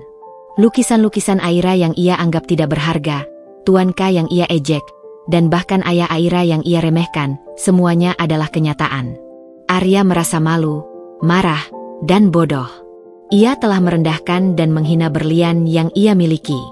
Ia telah membuang segalanya, hanya karena ia terlalu buta untuk melihat. Kenapa kamu tidak pernah bilang? Bisik Arya, suaranya penuh penyesalan. Untuk apa? Agar kamu mencintaiku karena siapa ayahku? Agar kamu menghargai aku karena kekayaan? Tidak, Arya. Aku ingin kamu mencintaiku karena aku, Aira. Tapi kamu gagal, jawab Aira. Air mata Arya menetes. Ia menatap Aira, yang kini terlihat begitu jauh, begitu berbeda. Aira yang dulu begitu lembut, kini begitu kebal. Aira yang dulu selalu menyayanginya, kini begitu dingin. Aira, maafkan aku, bisik Arya. Aku tidak tahu. Tentu saja kamu tidak tahu, jawab Aira. Kamu terlalu sibuk menyalahkan orang lain atas kegagalanmu. Kamu terlalu sibuk merendahkanku, sehingga kamu tidak pernah melihat apa yang ada di depanku. Arya menunduk, tidak berani menatap Aira lagi. Ia merasa begitu rendah. Aira, aku sangat menyesal. Aku menyesal telah memperlakukanmu seperti itu. Penyesalanmu tidak akan mengubah apa-apa, Arya, jawab Aira. Ini adalah wawancara kerja, bukan sesi curhat. Aku di sini sebagai CEO perusahaan, dan kamu adalah kandidat yang ingin melamar pekerjaan. Mari kita lanjutkan, atau kamu bisa pergi. Arya mengangkat kepalanya. Matanya merah, namun ia mencoba menguatkan diri. Aku akan melanjutkan. Aira mulai mengajukan pertanyaan-pertanyaan profesional. Arya menjawab dengan gugup, namun ia berusaha memberikan jawaban terbaik. Ia menunjukkan semua kemampuannya, semua pengalamannya, semua ilmu yang ia miliki. Ia berharap Aira bisa melihat bahwa ia masih layak. Setelah wawancara selesai, Aira menatap Arya. Aku akan mempekerjakanmu, Arya. Mata Arya berbinar. Sungguh? Ya, tapi bukan karena kamu adalah mantan suamiku, kata Aira, suaranya tegas. Aku mempekerjakanmu karena kamu adalah arsitek yang berbakat. Namun, ada satu syarat. Kamu akan mulai dari bawah, sebagai karyawan junior. Dan kamu tidak akan mendapatkan perlakuan khusus. Apakah kamu setuju? Arya mengangguk cepat. Setuju. Aku setuju. Aira bangkit dari kursinya. Baiklah. Kamu bisa mulai bekerja besok. Ia mengulurkan tangannya. Selamat datang di tim, Arya. Arya menatap tangan Aira. Ia tidak percaya. Setelah semua yang ia lakukan, Aira masih memberikan ia kesempatan. Ia meraih tangan Aira, dan merasakan sentuhan yang dulu begitu familiar, kini terasa asing. Ia tahu, Aira memberikan ia kesempatan, bukan karena cinta, melainkan karena profesionalisme. Dan ia tahu, jalan yang harus ia tempuh untuk mendapatkan kembali hati Aira, akan jauh lebih sulit dari yang ia bayangkan. Ia akan bekerja keras, ia akan membuktikan dirinya, dan ia akan menunjukkan pada Aira bahwa ia pantas mendapatkan kesempatan kedua.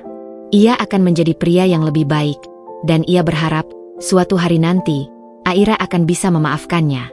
Hari pertama Arya bekerja di Arsitekta Cipta Graha terasa seperti mimpi. Ia mengenakan kemeja yang sudah ia setrika rapi, namun ia merasa sangat kecil. Ia bukanlah arsitek berbakat yang dulu, melainkan seorang karyawan junior yang harus memulai segalanya dari bawah. Setiap langkahnya di kantor terasa berat. Ia bertemu dengan para arsitek lain, dan mereka menatapnya dengan tatapan penuh rasa ingin tahu. Di tengah-tengah kesibukan, ia seringkali mencuri pandang ke ruangan Aira. Pintu kaca itu, yang dulu seolah tak ada, kini terasa seperti dinding tebal yang tak bisa ia tembus. Di balik pintu itu, Aira terlihat begitu berwibawa.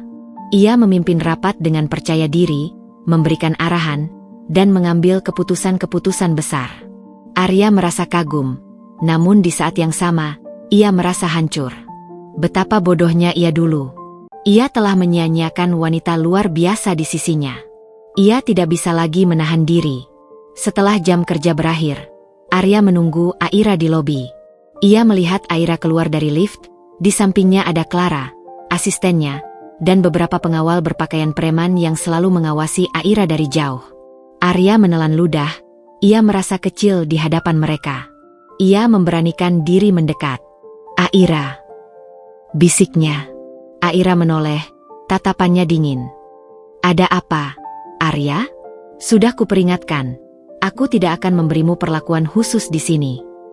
Bukan soal pekerjaan, jawab Arya. Aku ingin bicara.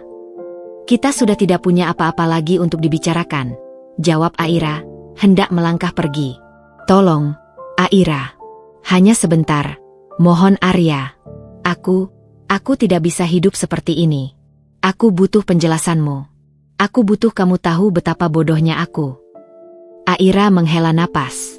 Ia menatap Arya, melihat penyesalan yang tulus di matanya. Ia akhirnya mengangguk. Baiklah, ikut aku. Aira mengajak Arya ke sebuah kafe yang sepi. Mereka duduk di sudut ruangan, jauh dari keramaian. Arya menatap Aira, wajahnya penuh penyesalan. Aira, kenapa kamu tidak pernah bilang? Bisik Arya, suaranya tercekat. Kenapa kamu harus menyembunyikan identitasmu dariku? Apakah kamu tidak percaya padaku? Aira menatapnya lurus. Aku tidak menyembunyikan identitas, Arya. Aku hanya ingin hidup normal. Aku ingin menemukan cinta yang tulus, yang tidak didasari oleh status atau kekayaan. Aku pikir kamu adalah orangnya. Tapi, kenapa kamu harus menyembunyikan kalau kamu adalah putri Bapak Menteri Haryo? Aira tersenyum miris. Itu adalah identitas yang tidak bisa aku lepas, Arya.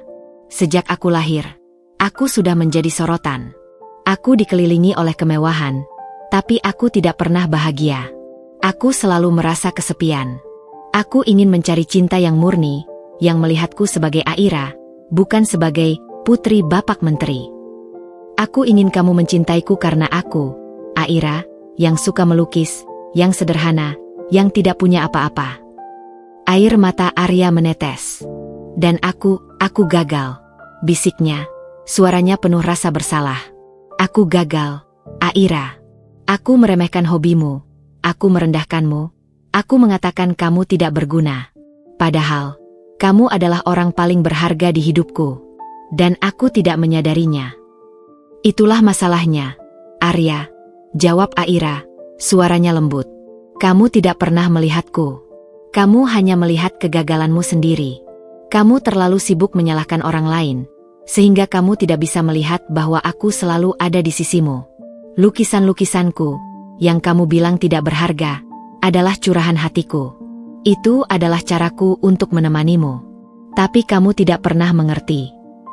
Arya menunduk, air matanya jatuh membasahi tangannya. Aku bodoh, Aira. Aku sangat bodoh. Ya, kamu bodoh, kata Aira. Tapi aku juga bodoh. Aku bodoh karena terlalu mencintaimu, sehingga aku membiarkan diriku disakiti. Aira, aku tahu. Aku tidak pantas mendapatkan kesempatan kedua, bisik Arya. Tapi, izinkan aku membuktikan kalau aku bisa berubah. Izinkan aku menebus semua kesalahanku. Aku akan bekerja keras di perusahaanmu. Aku akan menjadi arsitek terbaik, agar kamu bisa bangga padaku. Aira menatap Arya. Ia melihat ketulusan di mata pria itu. Namun, hatinya masih ragu. Luka yang ia rasakan terlalu dalam. Arya, aku sudah tidak mencintaimu. Cintaku padamu sudah mati. Tidak, jawab Arya. Aku tidak akan menyerah, Aira. Aku tahu, kamu masih mencintaiku. Kamu tidak akan memberiku pekerjaan di perusahaanmu kalau kamu tidak peduli padaku. Aku akan buktikan, aku akan mendapatkan kembali hatimu. Aira terdiam. Ia tidak bisa menyangkalnya. Ia mempekerjakan Arya bukan hanya karena profesionalisme, tetapi juga karena ia ingin melihat Arya berubah. Ia ingin melihat apakah cinta yang dulu mereka miliki masih memiliki secercah harapan. Terserah padamu, kata Aira. Tapi jangan pernah berharap aku akan kembali padamu. Yang aku inginkan sekarang adalah fokus pada pekerjaanku dan menjalani hidupku. Aku tidak akan membiarkan masa lalu mengganggu masa depanku. Aira bangkit, meninggalkan Arya yang masih duduk di sana. Arya menatap punggung Aira yang menjauh. Hatinya terasa sakit, namun di saat yang sama, ia merasakan sebuah harapan. Ia tahu, jalan di depannya tidak akan mudah. Ia harus bekerja keras. Ia harus membuktikan dirinya. Tapi ia akan melakukannya. Ia akan mendapatkan kembali Aira, bukan dengan kata-kata, melainkan dengan tindakan. Ia akan menunjukkan pada Aira bahwa ia adalah pria yang pantas dicintai, dan ia akan menunjukkan bahwa cinta mereka, yang dulu hancur, bisa dibangun kembali. Ia tahu, ia harus berjuang, dan ia tidak akan menyerah. Hari-hari di Arsitekta Ciptagraha menjadi panggung bagi drama yang tak kasat mata. Arya, yang dulu begitu angkuh, kini menjadi sosok yang paling rajin dan patuh. Ia datang paling awal dan pulang paling akhir. Ia tidak lagi peduli dengan jabatan, ia hanya peduli dengan satu hal, membuktikan dirinya pada Aira. Ia bekerja di bawah pengawasan arsitek senior, menerima segala kritik dengan lapang dada, dan menyelesaikan setiap tugas dengan sempurna. Semua ambisi dan keangkuhan yang dulu membakar dirinya, kini telah berubah menjadi sebuah ketekunan dan kerendahan hati. Di sisi lain, Aira memimpin perusahaan dengan tangan besi. Ia tidak pernah menunjukkan emosi di kantor. Di mata karyawan, ia adalah CEO yang tegas dan cerdas. Namun, di balik itu semua, hati Aira masih terombang-ambing. Ia seringkali mencuri pandang ke arah Arya, melihat pria itu bekerja keras. Ada rasa kasihan, namun juga ada rasa curiga. Apakah ini benar-benar penyesalan, atau hanya sandiwara untuk mendapatkan kembali hidupnya yang dulu? Suatu siang, saat makan siang, Arya melihat Aira sedang duduk sendirian di kantin. Ia memberanikan diri mendekat, membawa nampan makanannya. "Boleh aku duduk di sini, Aira?" tanyanya lembut. Aira mendongak, tatapannya dingin. "Ada banyak tempat kosong." "Aku hanya ingin makan bersamamu," jawab Arya, suaranya tulus. "Aku tahu kamu masih marah, tapi izinkan aku mencoba." Aira menghela napas, ia tidak menjawab. Arya mengambilnya sebagai "ya", dan duduk di kursi di seberang Aira. Keheningan yang canggung menyelimuti mereka. Arya menatap Aira, mencoba mencari celah untuk memulai percakapan. "Aira, aku tahu, aku sudah menyakitimu. Aku tidak akan memaksamu untuk memaafkan. Tapi, izinkan aku meminta maaf. Maaf untuk semua kata-kata kasarku. Maaf untuk semua hal buruk yang aku lakukan padamu. Maaf karena aku tidak pernah mengerti. Aira menatapnya lurus. Maafmu tidak bisa mengubah apa-apa, Arya. Aku tahu, jawab Arya. Tapi aku akan bekerja keras untuk menunjukkan kalau aku sudah berubah. Aku akan menjadi pria yang lebih baik, Aira. Pria yang pantas untukmu. Aira tertawa sinis. Untukku? Kamu pikir aku akan kembali padamu setelah semua yang kamu lakukan? Aku bukan lagi Aira yang dulu, Arya. Aku sudah tidak butuh kamu. Tidak, jawab Arya. Aku tahu kamu masih mencintaiku. Kamu tidak akan memberiku pekerjaan di sini kalau kamu tidak peduli padaku. Itu kesalahanmu, Arya, potong Aira. Aku tidak memberimu pekerjaan karena aku peduli. Aku memberimu pekerjaan karena aku profesional. Kamu adalah arsitek yang berbakat, dan aku butuh bakatmu untuk perusahaan ini. Titik. Arya terdiam. Kata-kata Aira bagai pedang yang menusuk tepat di jantungnya. Ia tidak tahu, apakah Aira berkata jujur atau hanya mencoba melindunginya. Namun, ia tidak akan menyerah. Setiap hari, Arya mencoba mendekati Aira. Ia mengirimkan bunga, mengirimkan pesan singkat, bahkan menunggu Aira di depan kantornya setiap hari. Namun, Aira selalu mengabaikannya. Ia membiarkan bunga-bunga itu layu, ia tidak pernah membalas pesan Arya, dan ia selalu masuk ke mobilnya tanpa menoleh sedikit pun. Suatu sore, Arya nekat. Ia menunggu Aira hingga semua karyawan pulang. Ketika Aira keluar dari lift, Arya langsung mencegatnya. Aira, tolong, bicara denganku. Hanya sebentar. Aira menatapnya dingin. Aku sudah bilang, Arya, jangan ganggu aku lagi. Aku tidak akan pergi sampai kamu mendengarkanku, bentak Arya, suaranya frustrasi. Aira, aku sangat menyesal. Aku sudah tidak punya apa-apa lagi. Aku kehilangan pekerjaan, kehilangan teman, dan kehilangan kamu. Aku tidak bisa hidup tanpamu. Kumohon, kembali padaku. Aira memejamkan mata. Ia bisa merasakan kesedihan di suara Arya. Ia tahu, Arya benar-benar menyesal. Namun, luka yang ia rasakan terlalu dalam. Ia tidak bisa semudah itu memaafkan. Arya, kamu yang meminta aku pergi. Kamu yang membuangku. Dan sekarang, setelah kamu tidak punya apa-apa, kamu datang kembali dan memohon padaku? Kamu pikir aku apa? Aku tahu, aku salah, jawab Arya. Tapi, Aira, aku berjanji akan berubah. Aku akan menjadi pria yang lebih baik. Aku akan memperlakukanmu seperti ratu. Aira tertawa sinis.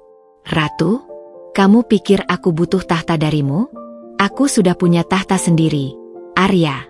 Aku tidak butuh pria yang tidak bisa menghargaiku. Dan satu lagi, aku bukan lagi Aira yang dulu kamu kenal. Aku tahu, jawab Arya. Tapi izinkan aku mencintaimu, Aira. Aku akan membuktikan kalau aku pantas untukmu. Aira menggeleng. Tugasmu sekarang hanya satu, Arya. Bekerja keras dan buktikan kamu adalah arsitek yang berbakat. Setelah itu, kamu bisa pergi. Aku tidak akan pernah kembali padamu. Aira berbalik, masuk ke mobilnya, dan meninggalkan Arya yang masih berdiri mematung di lobi. Arya menatap kepergian Aira, hatinya hancur. Ia tahu, Aira tidak akan semudah itu luluh. Ia harus berjuang lebih keras lagi. Di dalam mobil, Aira menoleh ke belakang. Ia melihat Arya berdiri di sana, terlihat begitu rapuh. Hatinya tergerak, namun ia menahannya. Ia harus kuat. Ia harus membiarkan Arya merasakan apa yang ia rasakan dulu. Ia harus membiarkan Arya tahu bahwa kehilangan seseorang yang tulus mencintainya adalah hal yang paling menyakitkan di dunia.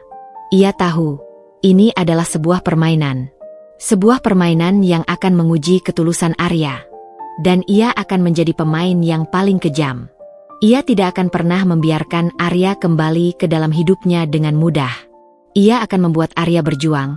Ia akan membuat Arya tahu bahwa cinta yang ia berikan adalah cinta yang sangat berharga. Dan ia akan menunjukkan pada Arya bahwa ia telah membuang permata yang tak ternilai harganya. Meskipun Aira terus bersikap dingin, Arya tidak menyerah. Ia menganggap penolakan Aira sebagai cambuk yang memacunya untuk bekerja lebih keras. Ia tidak lagi peduli dengan Aira yang dingin di kantor. Ia hanya fokus pada pekerjaannya. Ia ingin Aira melihat bahwa ia telah berubah, bahwa ia pantas mendapatkan kesempatan kedua. Ia menjadi arsitek junior terbaik di perusahaan, menyelesaikan setiap proyek dengan detail dan presisi yang luar biasa. Bahkan para manajer yang skeptis di awal, kini mulai mengakui bakatnya. Suatu sore, Arya sedang lembur sendirian.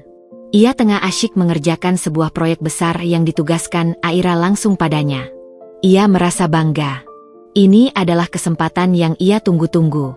Tiba-tiba, ponselnya berdering. Nama, Rico, muncul di layar. Rico adalah teman lamanya, seorang arsitek juga. Namun, hubungan mereka merenggang setelah Arya jatuh miskin. Arya ragu mengangkatnya, namun ia akhirnya menekan tombol hijau. "Halo, Rico," sapanya dingin. "Arya, akhirnya kau angkat teleponku." Suara Rico terdengar panik. "Aku harus bicara denganmu. Ini sangat penting."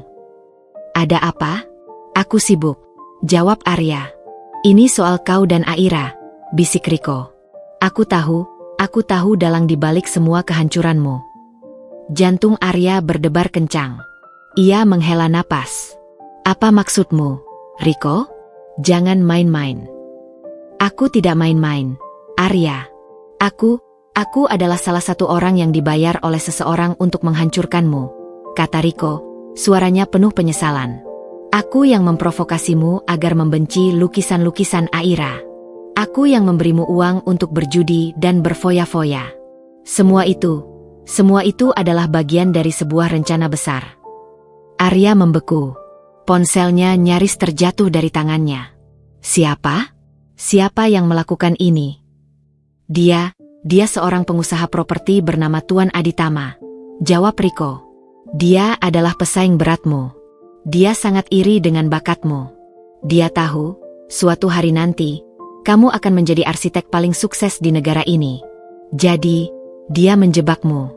Dia menggunakan aku untuk mendekatimu, untuk memprovokasimu. Dia ingin membuatmu menjadi pria yang kasar, agar Aira meninggalkanmu. Dia ingin kamu hancur, agar dia bisa mengambil semua proyekmu." Dunia Arya terasa runtuh untuk kedua kalinya.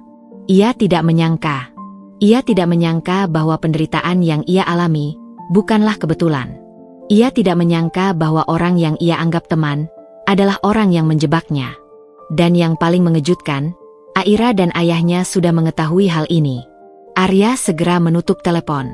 Ia tidak bisa lagi menahan amarahnya. Ia segera pergi ke ruangan Aira. Pintu ruangan itu tertutup. Arya membukanya tanpa permisi. Aira, yang sedang asyik bekerja, mendongak. "Arya, apa yang kamu lakukan?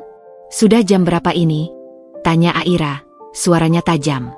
"Aku tahu, Aira," kata Arya, napasnya memburu. "Aku tahu semuanya. Aku tahu dalang dibalik semua penderitaan kita." Aira menatapnya dengan tatapan kosong. "Apa maksudmu?" "Jangan berpura-pura, Aira," kata Arya, matanya berkaca-kaca. "Aku tahu kamu dan ayahmu sudah tahu semuanya.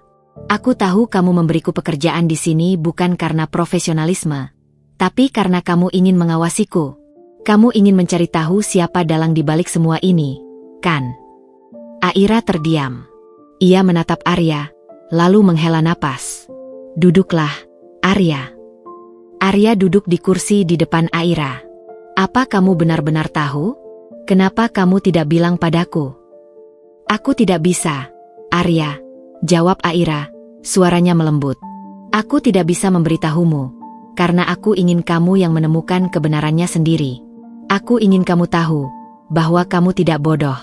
Kamu hanya dijebak. Aku ingin kamu menyadarinya sendiri." Air mata Arya menetes. "Jadi, semua yang aku lakukan, semua kata-kata kasarku, itu bukan sepenuhnya salahku?" "Tidak, Arya," jawab Aira. "Sebagian besar, itu adalah kesalahanmu.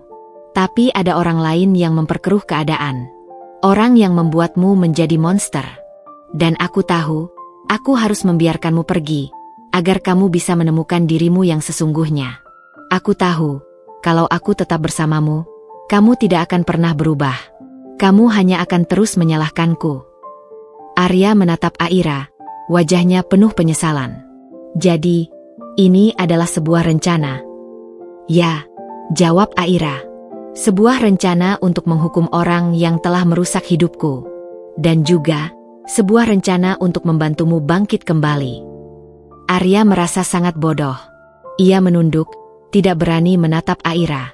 Ia telah menuduh Aira, merendahkan Aira, namun Aira, di balik sikap dinginnya, selalu melindunginya. Aira, maafkan aku. Aku sudah salah menilaimu. Tidak apa-apa, jawab Aira. Yang penting sekarang, kita tahu siapa musuh kita.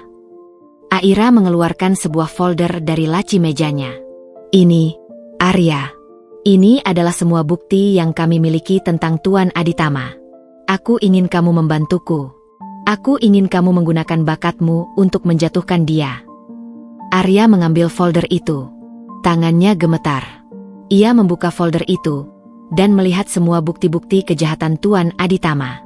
Ia melihat foto-foto Tuan Aditama bertemu dengan Riko, bukti transfer uang, dan bahkan rekaman suara yang merekam percakapan mereka. Aku akan membantumu, Aira, kata Arya, suaranya mantap. Aku akan menjatuhkan Tuan Aditama.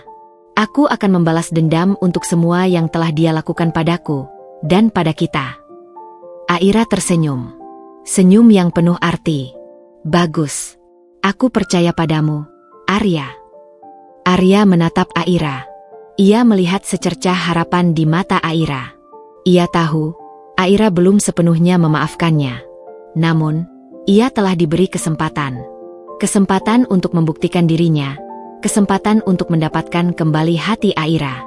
Dan ia tidak akan menyia-nyiakannya. Ia akan bekerja keras, ia akan berjuang, dan ia akan menunjukkan pada Aira bahwa ia pantas mendapatkan kesempatan kedua. Ia akan menjadi pria yang lebih baik, dan ia berharap, suatu hari nanti, Aira akan bisa memaafkannya, dan mereka bisa memulai segalanya dari awal. Ia tahu, jalan di depan tidak akan mudah, namun ia siap menghadapinya. Pagi hari di Arsitekta Ciptagraha tidak lagi sama. Jika dulu Arya dan Aira adalah dua kutub yang saling menjauh, kini mereka menjadi dua sisi mata uang yang tak terpisahkan. Setelah pengungkapan di ruang kerja Aira, mereka bekerja dalam satu tim rahasia. Tugas mereka, mengumpulkan bukti-bukti yang lebih kuat untuk menjatuhkan Tuan Aditama. Arya, dengan bakatnya yang luar biasa, ditugaskan untuk menganalisis setiap proyek yang pernah dikerjakan Tuan Aditama, mencari celah, dan menemukan kejanggalan. Sementara Aira, dengan koneksi dan kekuatan ayahnya, mengawasi setiap pergerakan Tuan Aditama, memastikan pria licik itu tidak bisa lari. Namun, di balik kerja sama profesional itu, ada perang dingin yang tak terucap. Arya berusaha mati-matian untuk mendapatkan kembali hati Aira. Ia mengirimkan pesan singkat berisi puisi, ia membawakan kopi favorit Aira setiap pagi, dan ia selalu mencoba memulai percakapan pribadi. Namun, Aira tetap teguh pada pendiriannya. Ia tidak membalas pesan Arya, tidak menyentuh kopi yang Arya berikan, dan selalu menjaga jarak. Suatu siang, Arya membawa sebuah folder tebal ke ruangan Aira. Aira, aku menemukan sesuatu yang aneh. Lihat ini, katanya, suaranya antusias. Tuan Aditama menggunakan material yang tidak sesuai standar di proyek-proyeknya. Itu bisa membahayakan pengguna gedung dan juga merugikan klien. Aira menatapnya dengan tatapan tajam. Itu bagus. Apalagi? Aku juga menemukan beberapa rekening bank yang mencurigakan, lanjut Arya. Aku yakin itu adalah rekening tempat dia mencuci uang. Aku bisa melacaknya. Aira akhirnya tersenyum tipis. Bagus. Lanjutkan. Arya merasa hatinya menghangat. Senyum Aira, yang begitu langka, terasa seperti tetesan air di padang gurun. Aira, aku tahu, aku tidak pantas. Tapi, izinkan aku mengatakan ini. Aku bangga padamu. Kamu luar biasa. Kamu bukan lagi Aira yang aku kenal. Tentu saja aku bukan Aira yang dulu kamu kenal, jawab Aira, suaranya datar. Aira yang dulu kamu kenal, sudah mati. Dan kamu yang membunuhnya. Lagi-lagi, kata-kata Aira bagai pedang yang menusuk tepat di jantungnya. Namun, Arya tidak menyerah. Ia tahu, Aira hanya mencoba melindunginya dari dirinya sendiri. Ia tahu, di balik sikap dinginnya, Aira masih memiliki hati yang lembut. Kerja sama mereka terus berlanjut. Mereka bekerja hingga larut malam, terkadang hanya berdua di kantor yang sepi. Arya seringkali melihat Aira menguap, terlihat lelah, namun matanya tetap fokus pada layar komputer. Arya teringat pada dirinya sendiri dulu, saat ia bekerja keras untuk mendapatkan pengakuan. Ia melihat refleksi dirinya di mata Aira. Dan ia menyadari, Aira lebih kuat dari yang ia bayangkan. Suatu malam, Aira tertidur di mejanya. Arya, yang baru saja kembali dari kamar mandi, melihatnya. Ia tersenyum tipis, lalu mengambil jaketnya dan menyelimuti Aira. Ia duduk di samping Aira, memandangi wajahnya yang damai. Wajah yang dulu ia cintai. Wajah yang dulu ia sakiti. Aira, aku minta maaf, bisiknya. Aku akan bekerja keras untuk mendapatkan kembali hatimu. Aku janji. Aku tidak akan mengecewakanmu lagi. Aira tidak menjawab. Namun, dalam tidurnya, ia tersenyum tipis. Keesokan paginya, Aira terbangun. Ia terkejut melihat jaket Arya menyelimutinya. Ia menoleh, dan melihat Arya duduk di kursi di seberangnya, tertidur pulas. Hati Aira bergetar. Ia merasa hangat. Ia tahu, Arya tidak pernah menyerah. Ia tahu, di balik semua kesalahan yang ia lakukan, Arya adalah pria yang tulus mencintainya. Aira bangkit, mengambil jaket Arya, dan menyelimuti Arya. Ia menatap wajah Arya yang damai, lalu mengusap rambutnya lembut. Terima kasih, Arya, bisiknya. Arya terbangun, melihat Aira berdiri di sampingnya. Aira, bisiknya, suaranya serak. Bangun. Kita masih punya banyak pekerjaan, kata Aira, namun suaranya tidak lagi dingin. Aku membuatkanmu kopi. Minumlah. Mata Arya berbinar. Ia tahu, ini adalah sebuah kemajuan. Sebuah tanda bahwa Aira mulai melunak. Hari-hari berlalu. Arya dan Aira terus bekerja sama. Mereka menemukan lebih banyak bukti-bukti kejahatan Tuan Aditama. Mereka menemukan rekening bank rahasia, mereka menemukan aset-aset yang disembunyikan, dan mereka menemukan rekaman percakapan antara Tuan Aditama dan Riko. Bukti-bukti yang mereka kumpulkan begitu kuat, hingga Aira dan ayahnya tahu, mereka sudah bisa menjatuhkan Tuan Aditama. Suatu sore, mereka sedang melihat-lihat bukti. Aira menatap Arya, wajahnya dipenuhi rasa bangga. Arya, kamu luar biasa. Aku tidak menyangka kamu bisa menemukan semua ini. Arya tersenyum tulus. Aku melakukannya untukmu, Aira. Aku ingin membuktikan padamu, kalau aku masih pantas. Aira tidak menjawab. Ia hanya menatap Arya, tatapannya penuh arti. Ia tahu, Arya telah berubah. Ia tidak lagi melihat Arya sebagai pria yang merendahkannya, melainkan sebagai pria yang tulus mencintainya, pria yang berjuang mati-matian untuk mendapatkan kembali hatinya. Malam itu, mereka berhasil mendapatkan bukti terakhir. Sebuah flash disk berisi rekaman percakapan antara Tuan Aditama dan seorang pejabat pemerintah yang membantunya. Bukti itu adalah pukulan telak yang akan menjatuhkan Tuan Aditama, dan juga pejabat yang membantunya. Aira menatap Arya. Kita berhasil. Arya tersenyum. Ya, kita berhasil. Mereka berdua saling menatap. Perang dingin yang selama ini menyelimuti mereka, perlahan mulai mencair. Aira melihat Arya, yang sekarang terlihat begitu berbeda. Arya yang sekarang lebih matang, lebih dewasa, dan lebih tulus. Dan Aira, yang sekarang terlihat begitu cantik di matanya. Ia tidak lagi melihat Aira sebagai putri pejabat, melainkan sebagai wanita yang ia cintai. Aku sangat bangga padamu, Arya, bisik Aira. Aku juga bangga padamu, Aira, jawab Arya. Aku tidak tahu kalau kamu sekuat ini. Aira tersenyum. Senyum yang begitu manis. Aku belajar darimu. Arya menatapnya. Ia merasa ingin memeluk Aira, namun ia menahan diri. Ia tahu, ia harus bersabar. Ia harus membiarkan Aira yang mengambil langkah pertama. Aira menatap Arya. Ia tahu, Arya ingin memeluknya. Namun, ia juga tahu, ia harus membiarkan Arya berjuang. Ini adalah ujian terakhir. Ujian yang akan membuktikan, apakah Arya benar-benar berubah, atau hanya berpura-pura. Dan ia tahu, ia akan siap dengan apapun hasilnya. Pagi itu, di sebuah ruang konferensi yang megah, Arya dan Aira berdiri di hadapan Tuan Aditama dan para petinggi perusahaan yang bekerja sama dengannya. Suasana tegang, dipenuhi aura ancaman yang tak terucap. Tuan Aditama, dengan wajah sombong, menatap Aira dan Arya dengan merendahkan. Ia tidak tahu, ia sedang berada di ujung jurang yang sangat dalam. "Jadi, apa yang kalian inginkan?" tanya Tuan Aditama, suaranya dipenuhi arogansi. "Kalian pikir kalian bisa menjatuhkanku? Aku sudah punya segalanya." "Tentu saja," jawab Aira, suaranya tenang namun penuh otoritas. "Tapi kamu lupa satu hal, Tuan Aditama. Kamu tidak punya kebenaran." Arya mengambil langkah maju. Ia memproyeksikan semua bukti yang telah mereka kumpulkan di layar besar. Semua kejahatan Tuan Aditama, dari penggunaan material ilegal, pencucian uang, hingga rekaman percakapan yang menjebak Arya, terpampang nyata di depan mata semua orang. Ruangan itu menjadi hening. Tidak ada yang bisa berkata-kata. Tuan Aditama membeku, wajahnya pucat pasi. "Bagaimana mungkin?" bisiknya. "Tidak percaya." Aira tersenyum sinis. "Kamu pikir kamu bisa mengandalkan teman-temanmu, Tuan Aditama? Sayangnya, teman yang kamu bayar, seperti Riko, telah mengakui semuanya. Dan kamu pikir kamu bisa lari dari hukum?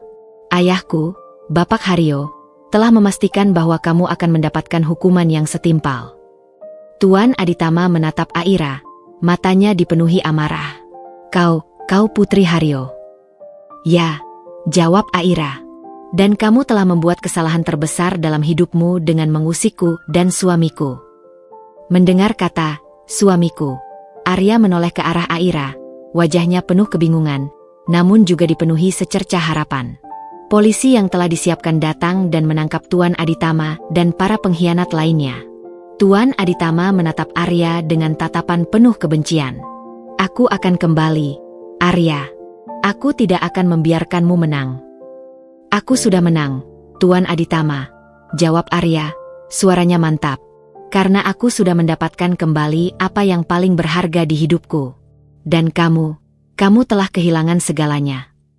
Setelah ruangan itu sepi, hanya tersisa Arya dan Aira, mereka berdiri berhadapan. Suasana canggung, namun juga dipenuhi kelegaan. Arya menatap Aira, matanya dipenuhi pertanyaan. "Aira, kamu bilang, suamiku," bisiknya. Apa maksudmu?" Aira menghela napas. "Tuan Aditama adalah orang yang sangat licik, Arya. Jika aku mengatakan, mantan suamiku, ia akan merasa senang. Ia akan menganggap kamu tidak berharga. Dan aku tidak mau itu terjadi. Kamu adalah pria yang luar biasa. Dan aku tidak mau siapapun merendahkanmu." Hati Arya terasa hangat. "Aira, terima kasih." "Tidak perlu," jawab Aira. "Kamu pantas mendapatkannya. Kamu telah membuktikan kalau kamu adalah arsitek yang brilian. Aku tidak salah mempekerjakanmu." "Aira, itu bukan yang aku maksud," kata Arya. Aku melakukan ini semua bukan hanya untuk membuktikan diriku. Aku melakukannya untuk mendapatkan kembali hatimu. Aku masih sangat mencintaimu." Aira menunduk. Ia tidak menjawab. Arya meraih tangan Aira, namun Aira menariknya. "Arya, aku butuh waktu. Luka yang kamu tinggalkan terlalu dalam. Aku tidak bisa semudah itu melupakan." "Aku tahu," jawab Arya. "Aku tidak memintamu untuk melupakan. Aku hanya memintamu untuk memberiku kesempatan. Kesempatan untuk memulai kembali dari awal, dengan cara yang benar." Aira menatap mata Arya. Ia melihat ketulusan yang luar biasa di sana. Ia tahu, Arya telah berubah. Pria di hadapannya bukanlah pria yang dulu, yang merendahkannya. Ia adalah pria yang tulus, yang berjuang mati-matian untuknya. Aku akan mempertimbangkannya, bisik Aira. Arya tersenyum, senyum yang penuh harapan. Ia tahu, kata-kata itu adalah sebuah kemajuan. Beberapa hari kemudian, Aira mengadakan pesta perayaan kecil di rumahnya. Pesta itu dihadiri oleh keluarga dekatnya, dan beberapa teman dekat Aira. Arya juga diundang. Ia datang dengan setelan jas rapi. Ia terlihat jauh lebih baik dari yang ia ingat. Arya menghampiri Aira, yang sedang berdiri sendirian di balkon. Aira, kamu terlihat sangat cantik malam ini, bisik Arya. Aira tersenyum. Terima kasih. Aku ingin mengatakan sesuatu, kata Arya. Aku sudah tidak mengejarmu. Aku sudah tidak memaksamu. Aku akan menunggumu. Sampai kapanpun. Aku akan membuktikan padamu, kalau aku pantas untukmu. Aira menatapnya. Hatinya berdebar. Ia tahu, Arya tidak berbohong. Ia bisa melihat ketulusan di matanya. Ia mengulurkan tangannya. Arya, kamu tidak perlu menunggu. Aku sudah memaafkanmu. Mata Arya membulat. Sungguh? Ya, jawab Aira. Tapi, kita harus memulai segalanya dari awal. Bukan sebagai suami istri, tapi sebagai teman. Teman yang saling mengenal. Arya tersenyum. Baik, aku akan menerima apapun yang kamu berikan padaku. Aira, aku akan bersabar. Aira mengangguk. Kalau begitu, selamat datang kembali, Arya. Arya tersenyum. Ia tidak bisa menahan kebahagiaannya. Ia tahu, jalan di depannya tidak akan mudah. Ia harus berjuang. Ia harus membuktikan dirinya. Namun, ia tidak peduli. Ia akan melakukannya. Ia akan mendapatkan kembali Aira, bukan dengan kekuasaan atau uang, melainkan dengan cinta yang tulus dan tulus. Dan ia tahu, suatu hari nanti, mereka akan kembali bersama, dan mereka akan membangun kembali cinta mereka, dari puing-puing masa lalu yang hancur. Hubungan Arya dan Aira kini memasuki babak baru. Mereka tidak lagi suami istri, tetapi juga bukan sekadar teman. Mereka adalah dua insan yang saling mengenal luka masing-masing, dan kini mencoba menyembuhkan bersama. Di kantor, mereka tetap profesional. Arya bekerja dengan giat. Ia berhasil menjadi arsitek senior dalam waktu singkat berkat dedikasi dan bakatnya yang luar biasa. Ia tidak lagi mengejar jabatan. Ia hanya fokus pada pekerjaannya, dan ia melakukannya dengan cinta. Di luar kantor, mereka sering menghabiskan waktu bersama. Mereka makan siang, makan malam, dan bahkan pergi ke galeri seni. Arya tidak lagi meremehkan seni.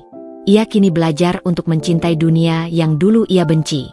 Ia mulai memahami mengapa Aira begitu mencintai lukisan. Karena di sanalah Aira mencurahkan segala perasaannya. Suatu sore, Arya membawa Aira ke sebuah taman. Taman itu adalah tempat di mana ia dulu melamar Aira. Arya menatap Aira, wajahnya dipenuhi rasa gugup. Aira, kamu ingat tempat ini? Aira tersenyum. Tentu saja. Ini tempat di mana kamu melamarku. Ya, jawab Arya. Dan ini tempat di mana aku ingin memintamu untuk memberiku kesempatan lagi. Aira menatapnya. Ia tidak menjawab. Arya mengambil sebuah sketsa kecil dari sakunya.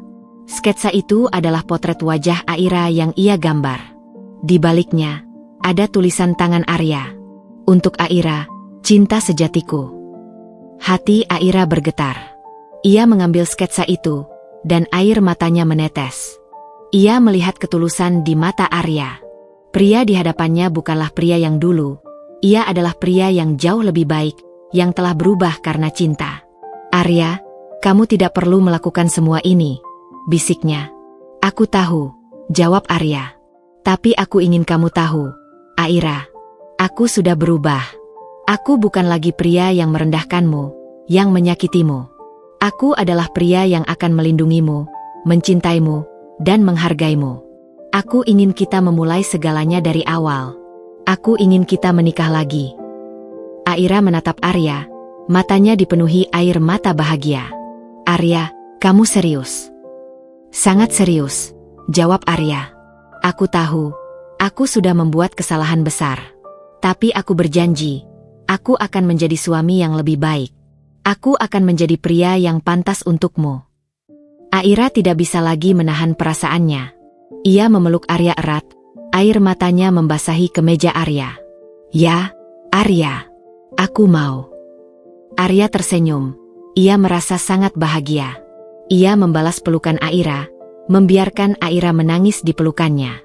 Ia tahu, Aira telah memaafkannya. Dan ia tahu, mereka akan memulai segalanya dari awal, dengan dasar yang jauh lebih kuat. Pernikahan kedua mereka tidak lagi sederhana.